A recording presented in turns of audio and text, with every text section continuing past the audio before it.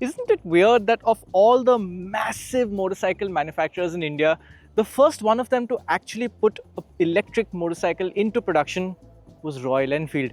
I know that does seem a little strange. After all, this is a brand that's all about old school, old world retro motorcycles, but there is actually a lot of thought and future thinking behind this decision.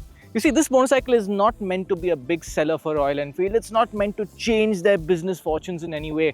What Royal Enfield is doing here is preparing itself for the future. We live in uncertain times. Who knows how things go? Electric bikes are going to be a thing at some point or the other. And Royal Enfield is effectively saying, we're going to teach ourselves this new way of making motorcycles well in time. So when the time comes that we really need to be good at EVs, we already are. And if you think about it, that's some really clever thinking indeed. Now, this is the Flying Flea C6. There's another sibling called the S6, which will come in a few months' time. This is not something you haven't seen before. It was first shown off in EICMA 24, shown off again last year, and now it's ready to go on sale. We have ridden it today. I don't have a price to share with you yet, but I do have a lot of insights.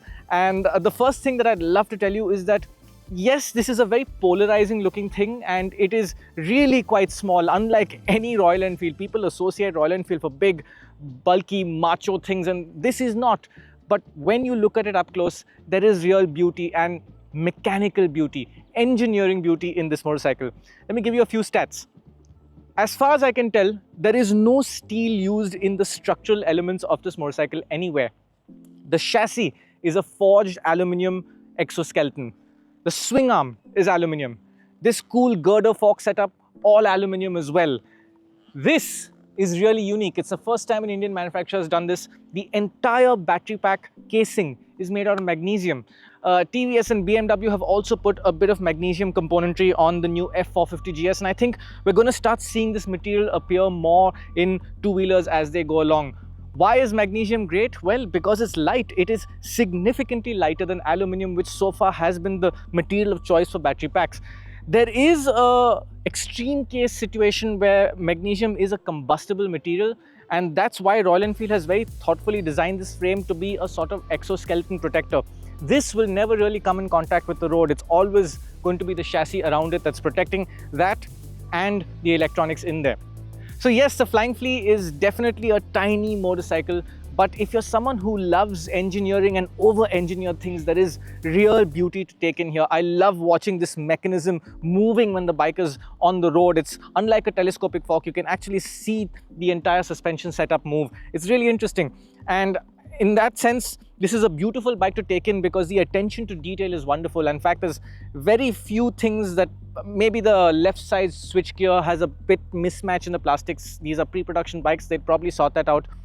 And yeah, some of these bolts have markings in them. It's a small thing, but when everything else is so bejeweled, you would like to see that be a little cleaner as well. But yeah, this is a really lovely put together motorcycle.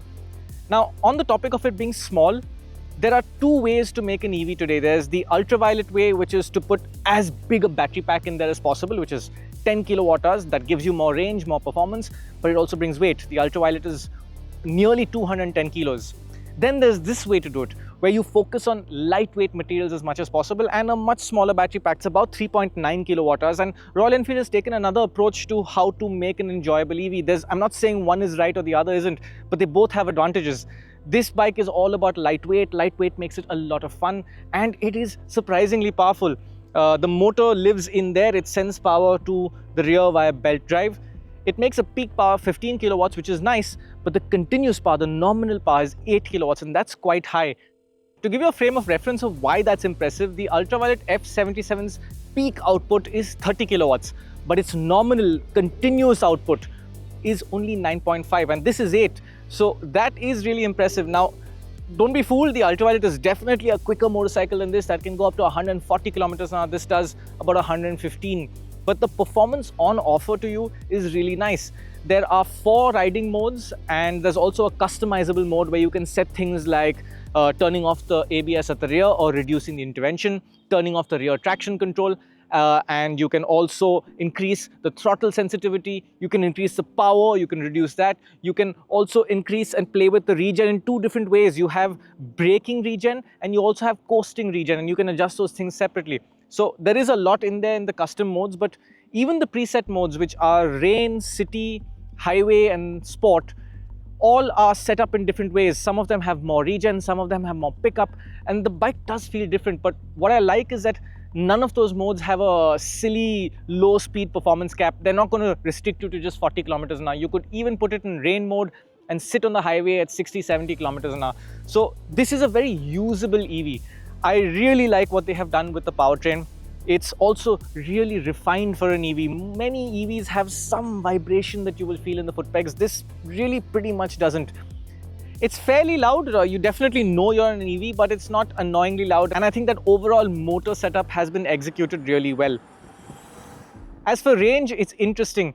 And a lot of it comes down to how you ride, because Royal Enfield is giving you quite a lot of performance. So if you wring its neck, you probably will get about 60 kilometers out of the battery pack. Today we had a 71 kilometer ride, and with mixed riding conditions, sometimes following the lead rider, just holding 60, 65, sometimes riding flat out, playing with the modes, riding aggressively.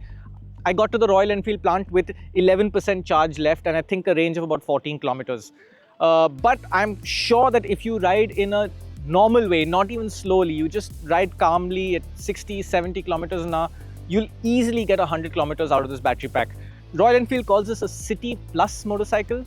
It is maybe city plus if you live in a small city, but if you're in a big metro, this is enough range to get you around the city for long distances. But if you want to get out of the city, you've got to charge the bike.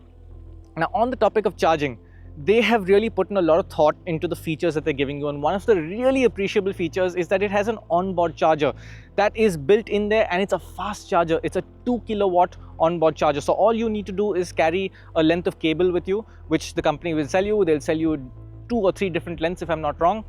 And you just need to plug it into one of those large 16 amp sockets. So you can pretty much charge anywhere where you find a socket like that. There are 3 different charging speeds which you can set. You want to charge it fast, you can go for full fast. You want to go for a slow trickle charge, they will give you the options. We'll put up a little table explaining what those are. So in terms of range, it's kind of like today's electric scooters, the good ones, but in terms of performance, it's much more than that.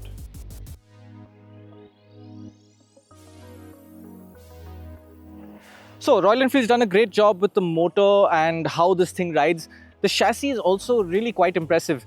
It is unusual. There are 19-inch wheels at both ends and they're slim tires. Now, slim tires will give you less rolling resistance, which is great for an EV.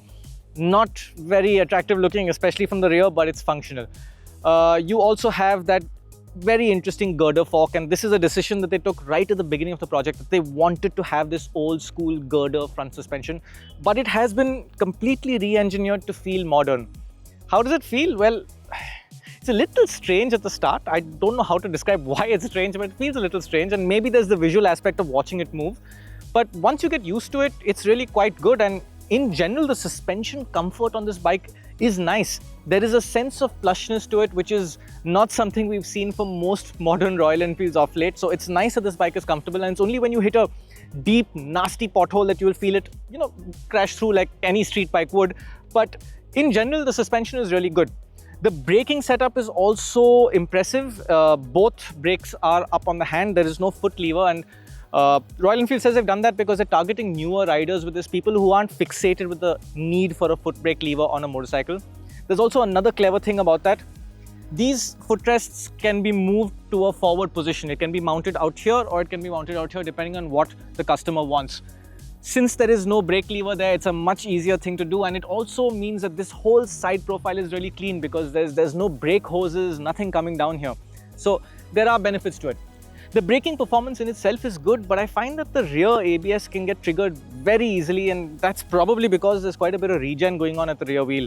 So if you turn the ABS off, it locks very easily. I actually went back to the lowest intervention level. And even then, you have to get used to that pulsating sensation in the lever and the rear ABS coming on and releasing. The front slows the bike down well, but you need to learn to get used to lots of rear intervention on the ABS for the left hand.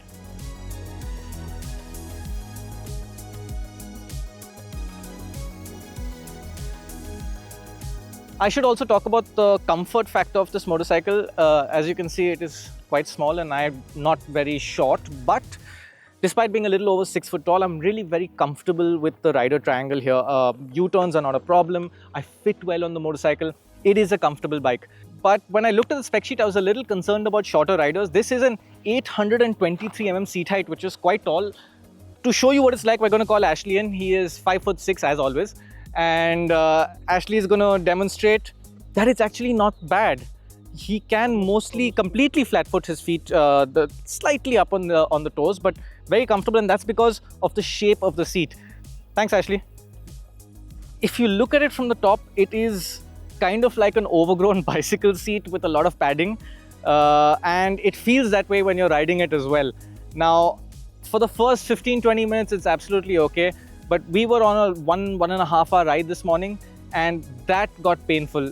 It just isn't a very nicely shaped seat, and all the riders, whether they were tall, thin, short, large people, everyone found this seat not very comfortable for long rides. Maybe Royal Enfield will have an accessory, but this is one of those areas where aesthetics on this motorcycle has taken a priority over practicality.